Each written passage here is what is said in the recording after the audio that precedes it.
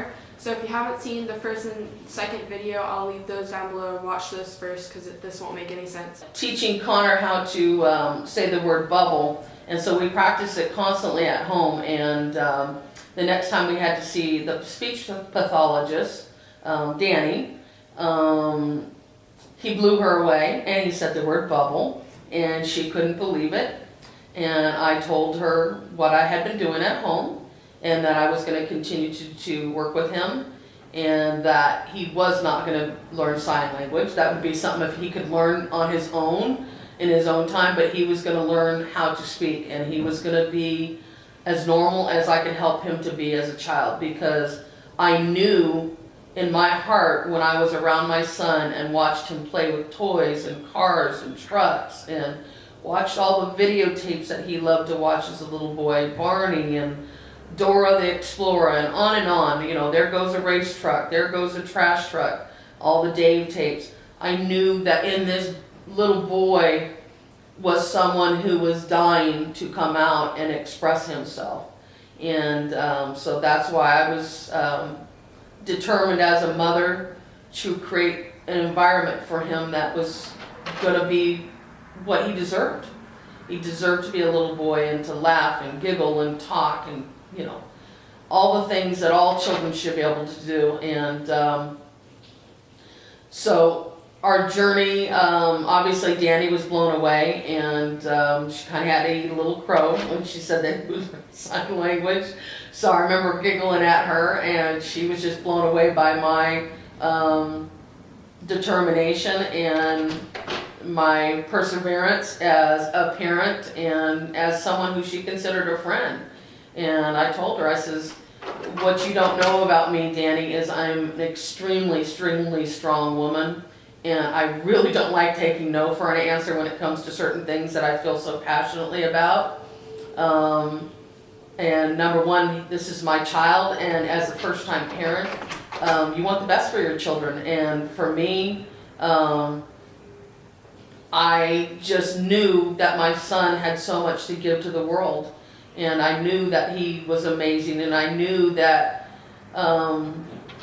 him being able to express himself was going to be what was going to make him so very, very special. And so within, I would say probably 4 months, he was talking like any regular, normal 3-year-old. And you know, then obviously after that we took the steps to get him in a they call it an SDC program. It's like a special day. It's not a day camp, but it was for kids who have special disabilities. And he started at 3 years old, and they would go to a little bus would pick him up in our cul-de-sac where we lived, and it would take him to this portable that was designed for kids who, you know, had special needs as far as like autism. I'm just trying to think. There were kids who had other needs besides autism, but so Connor would go to that, and we did that for almost, I want to say, close to a year. And then they would have evaluations for your children about every 6 months to let you know where they were on the scale of the spectrum of what they expected from them, and what their needs were, and, you know, how they were advancing. And I'll never forget the teachers. There was like 3 of them. They called me in for a meeting and did an evaluation with him, and said all these things. And there was a little bit of negativity, and I'm just not a person. I don't like, I can accept truth, but I don't like when people present negativity in a way that there's no truth behind it. And so I questioned things, and I told them that I felt that it was time for Connor to spread his wings and go into a normal daycare school type of environment, nursery school, or whatever you want to call it, pre-K. And they completely disagreed with me. They said I'd be making the biggest mistake of my life. And I looked at them and I said, well, I beg to differ. This is my son. I do feel as his parent, I know what's best for him. And I feel that he should be integrated into a very whatever we want to call normal environment, and that as of next week, I'm going to be pulling him out, and of course, they were not happy about it, but I chose to do that anyways, and I got him enrolled at a United Methodist Church, like a preschool or a daycare program, and he went like 3 days a week, and it was just around the corner from our house, so I would walk him there, and he loved it. He flourished. He loved it. He came home. He was happy. I'd never seen a child. It's almost like he did a 360. He was in the program that he was in before. It almost felt like it held him back. But when I put him in this environment with kids his own age, and kids who, you know, you'd hate to use the word normal, but kids who didn't have any learning disabilities, I just noticed such a change in who he became, and his attitude, his personality. He always had such a cute personality and sweet attitude, and but I really felt like he blossomed, and so my husband and I just could not believe it, and you know, our marriage was getting back on track. We found ourselves becoming happier, and you know, that was the beginning of Connor's amazing life. And you know, I taught him to read before he was 4 years old. He was reading books. So you can do anything with your children if you're willing to put the work in. And for me, I was willing. I was so passionate about being a stay-at-home mom, and so I became so passionate about wanting him to be the best that he could be as a little boy, and for him to have the life that he so deserved.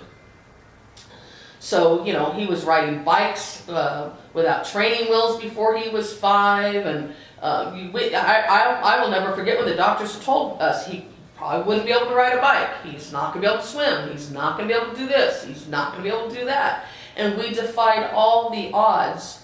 So for anybody who's watching this video, you can't believe what people tell you. You have to follow your gut instinct.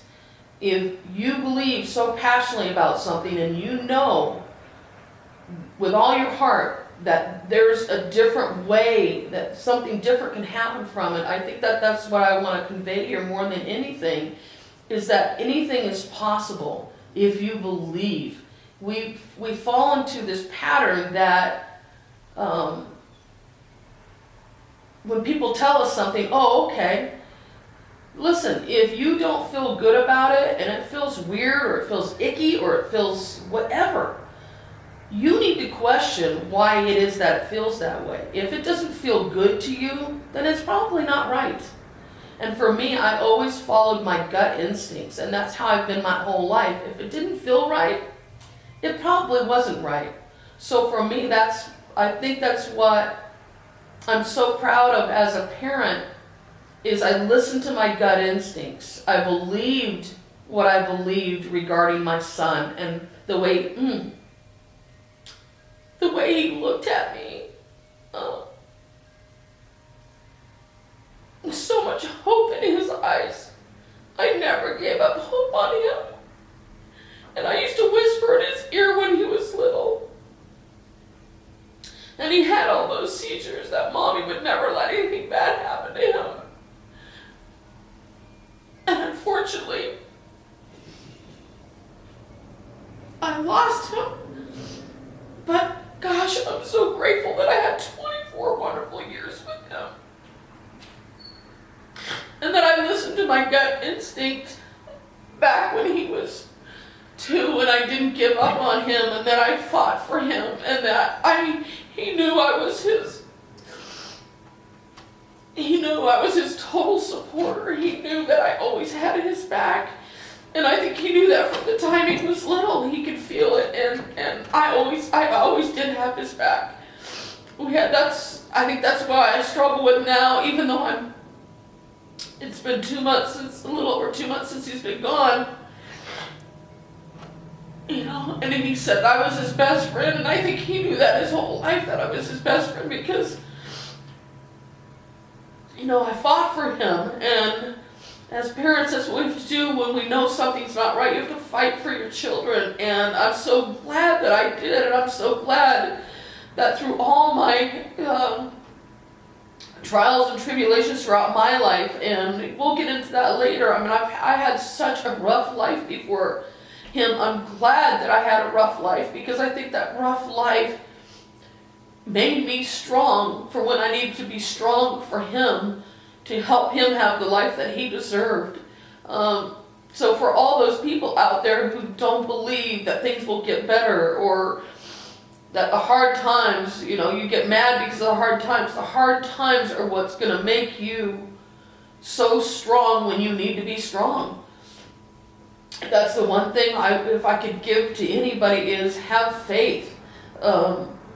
No, you know, for me, I knew when I was going through that storm of my life that what me going through that was for nothing. I had gone through what I'd gone through as a little kid and as a child to prepare me to be in the biggest battle of my life when my son needed me, when he was little. And I'm so proud of how I approached it. And I'm so proud I didn't listen to the doctors. I'm so proud that I listened to my gut instinct, and that I believed in him and he believed in me. And, you know, we were always a team, and we fought so hard together. But unfortunately, I couldn't be there for him when I needed to be. But